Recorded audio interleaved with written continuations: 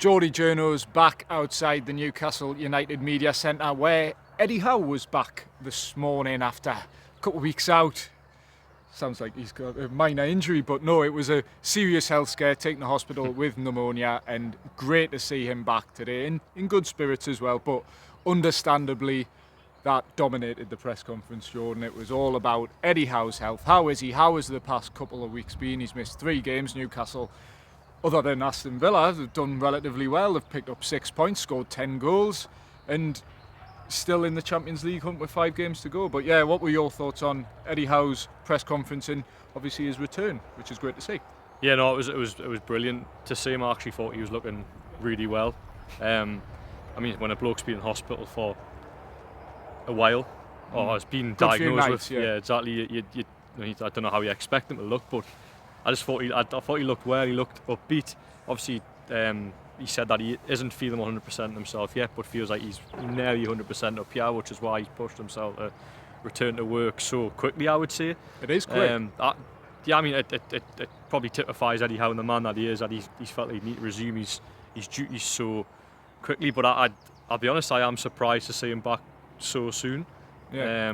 But only been 2 weeks really. Exactly, since that Friday press conference where we got the message saying Eddie Howe's ill, and even then it was where he was taken to hospital the Friday night, I think. It's 2 weeks a day since he got taken to hospital, which some recovery. Yeah, it is. I mean, but as I say, it just speaks volumes of him and the guy that he is. That he's just so work oriented, is he? Where he needs to work. And to be fair, I think in his head he's taken his time.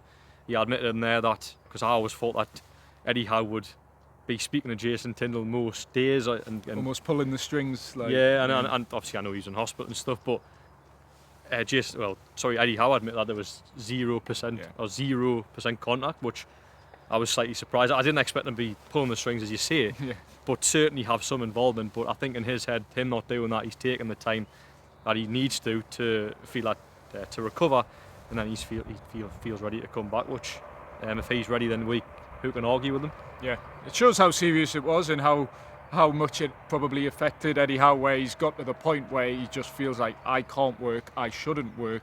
And it sounds like there was almost some degree of intervention as well. Eddie Howe mentioned the club doctor coming to his house, blood tests, things like that, and then it was like, no, you need to go to hospital. And he said he felt, did he say delighted or something like that he was taken to hospital? Because it was like, right, this is the best place for me, because he was talking about, maybe I can sleep it off or things like that. And as we all do, and he recognised that, we'll sometimes go, we'll just sleep it off. We're young men.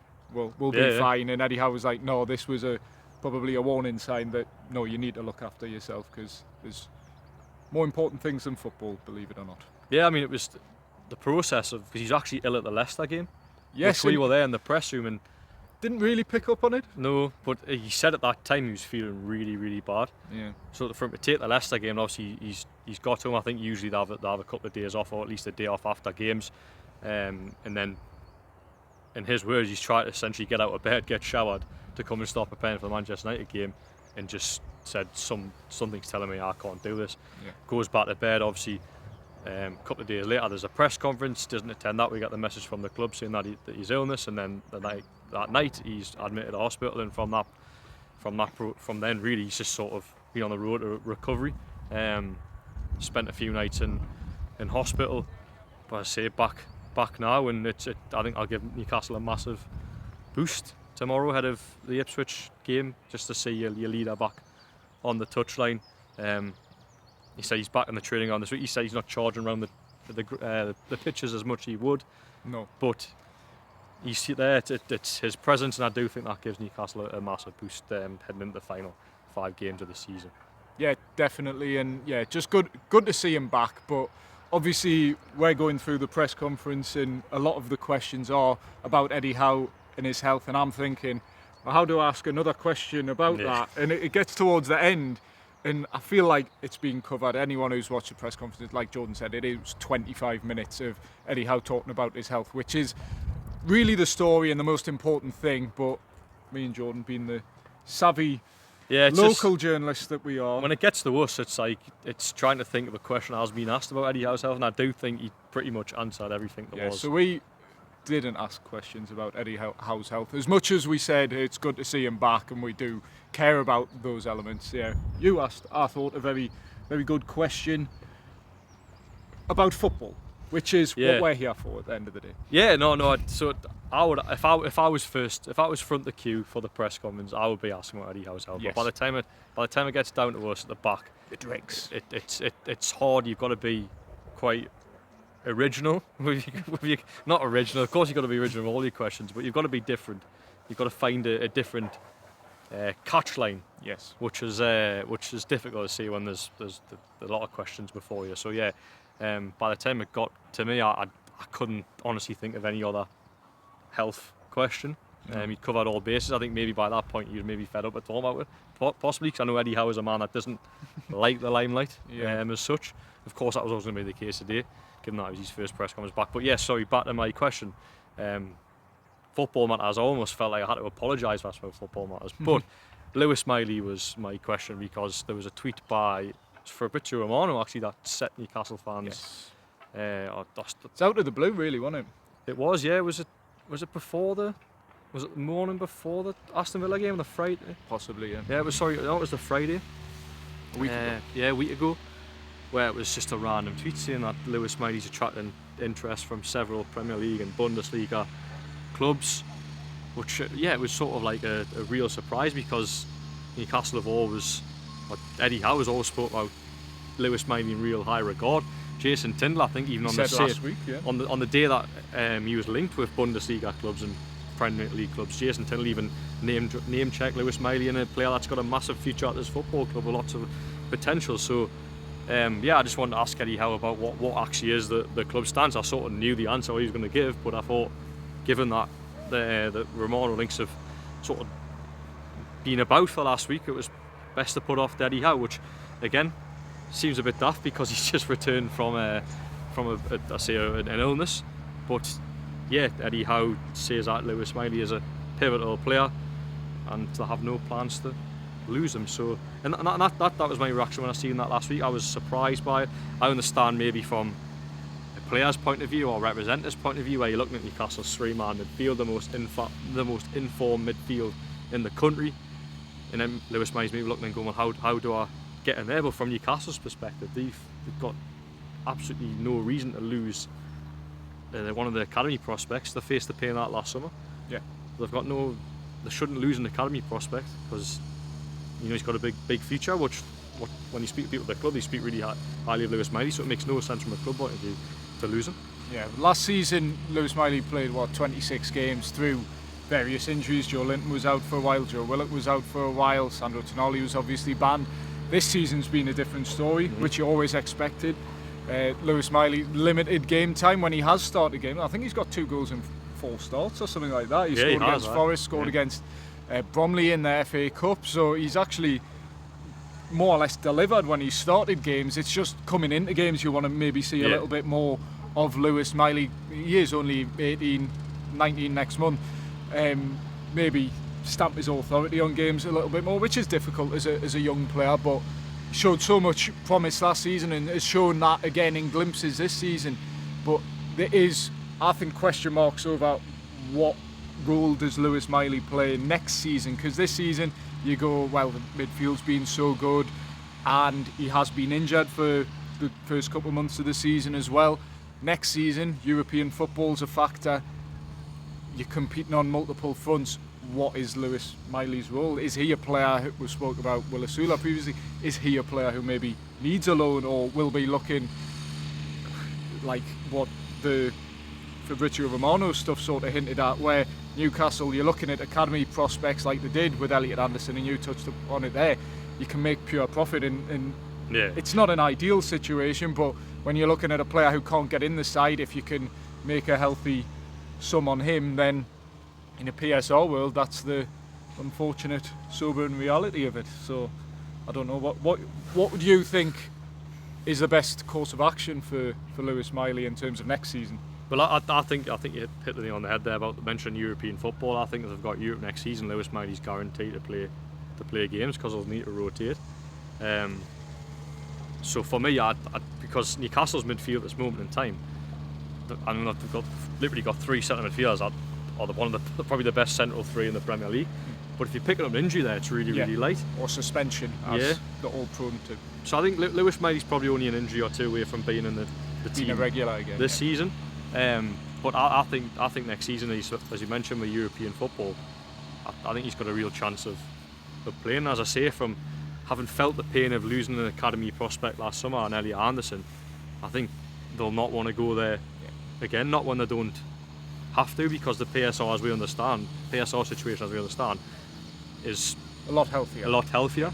So there's no pressure to sell anyone, no pressure to sell academy prospects, no pressure to sell Alexander Isak, a Sandro Tonali, a Bruno, whatever.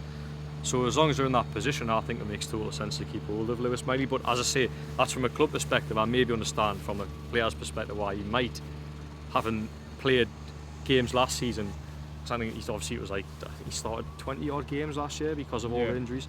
So I understand from the player's view where he's came in, 17-year-old, played games, this season being a difficult one. I think he was out for pretty much 7 months with 2 different injuries.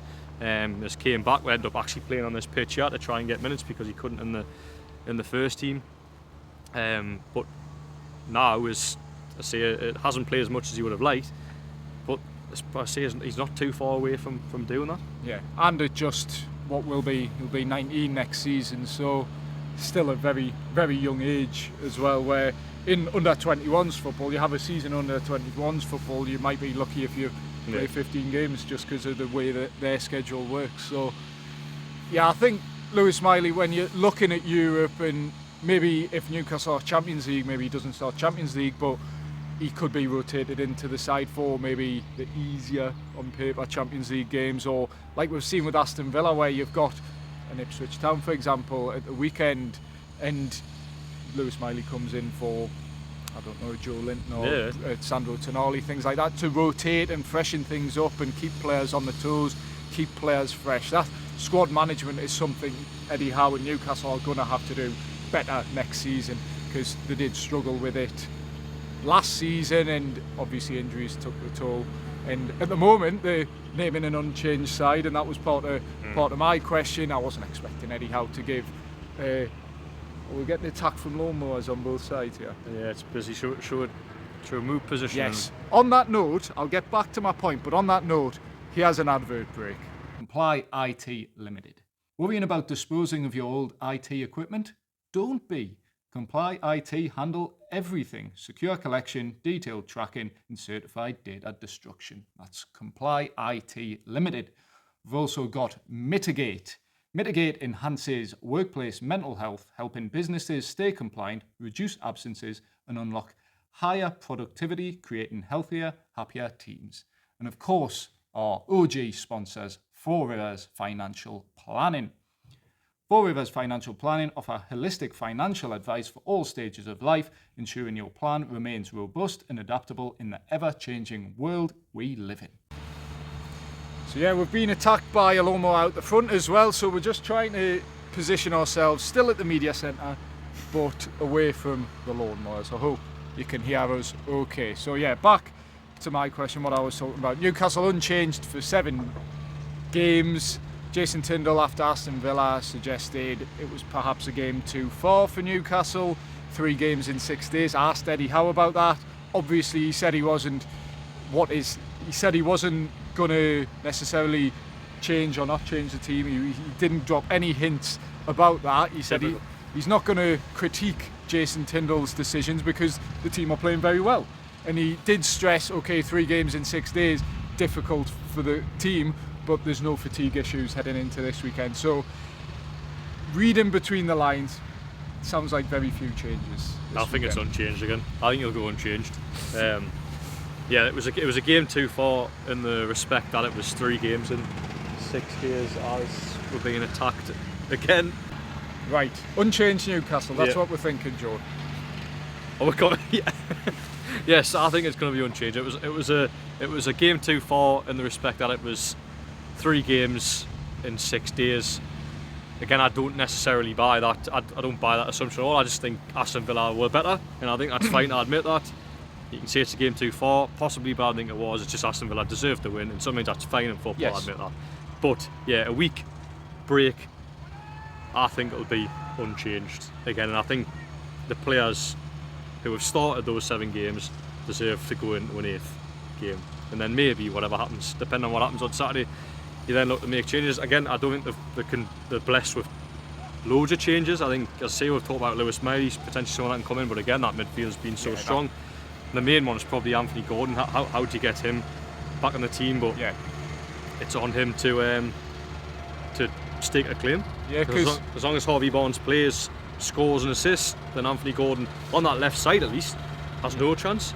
And it's actually the same on the right side because Jacob Murphy's scoring and assisting goals as well. So yeah, I thought Harvey Barnes, as poor as Newcastle performance was, he was probably one of the brighter players. Good cross, really good delivery for the goal. And yeah, I get what you mean, the not buying the narrative of a game too far. I just think when you've got a lot of players performing above the level, like Jacob Murphy, Kieran Trippier as a 34-year-old has been playing probably as good as he's ever played for Newcastle. Dan Burn, Fabian Schär, these older players, to ask them to continue to perform above and beyond what is probably their natural level 3 times in 6 days is probably asking a lot. So I think naturally you're going to have those games, and Eddie Howe did recognise that you are going to lose games. It's about bouncing back, and I think Saturday is a great opportunity against this side who struggled this season. And I think the one bright spot Ipswich have had this season is obviously Liam Delap, who didn't play in the match at Portman Road back in December due to suspension, and is a player who has been linked with a move to Newcastle. So naturally asked Eddie Howe about him, and he did say he's a very, very good player, eye for goal, strong, physical. Has been a bright spot for Ipswich this season. So Eddie Howe likes him. Yeah, no, he's obviously been linked again with Newcastle this week. I think the links have been there for a while, couple of months now. But resurfaced this week. I think if Newcastle get Liam Delap, I think it'll be a great move. He's a young player. Say done really well on the struggling Ipswich side. I like his physique. He's big. He's quite quick, powerful. I think if you had him in your squad, you have the option to either rotate Alexander Isak, which is something they've really struggled to do because of the lack of fitness of Callum Wilson. As I say, with extra games next year, you're going to have to rotate. So you've got that option, but you've also got the option of playing the two together as well. So I think it'll be a great sign that they could do it. I just do wonder from Liam Delap's perspective, and this won't be a popular view among Newcastle fans, but obviously there's a lot of talk about Manchester United, internal discussions of Manchester United want to sign Liam Delap. I think if you've got the option to come to Newcastle or Manchester United, bear in mind that you would be second choice by Alexander Isak. Let's make no doubt about that. You can rotate, but Alexander Isak's the main man. You've literally got the chance to go to Manchester United and be the lead striker. For me, I think you go to Manchester United. Not because Manchester United are in a better place than Newcastle. No. Newcastle, if you look at the two clubs, you want to go to Newcastle because they're playing Champions League football.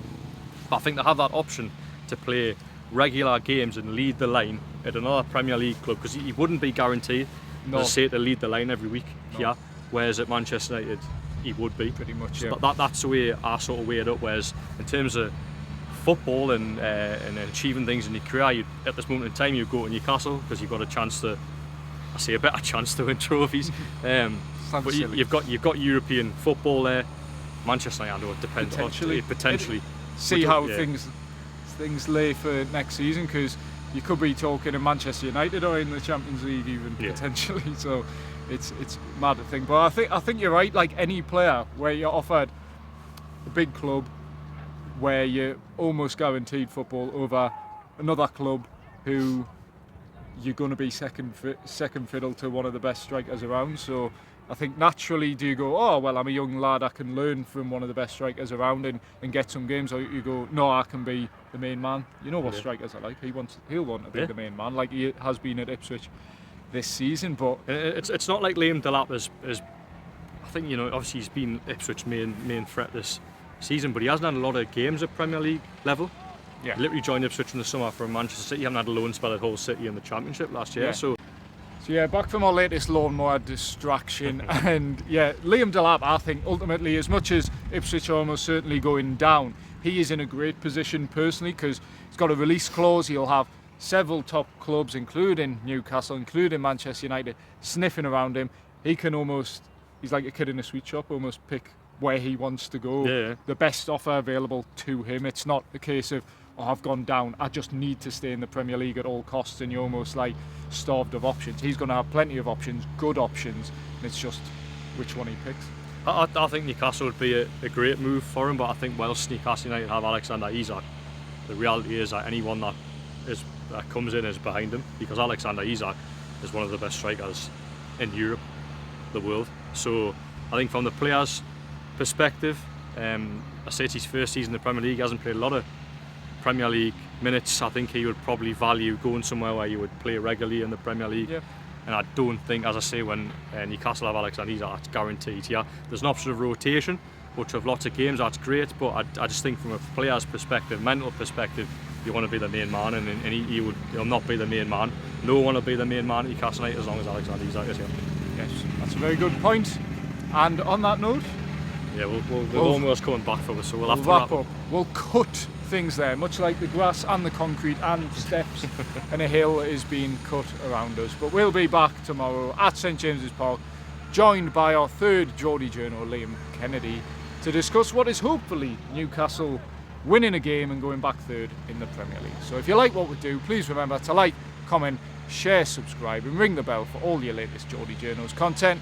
We'll see you tomorrow at St James's Park. Thanks for watching.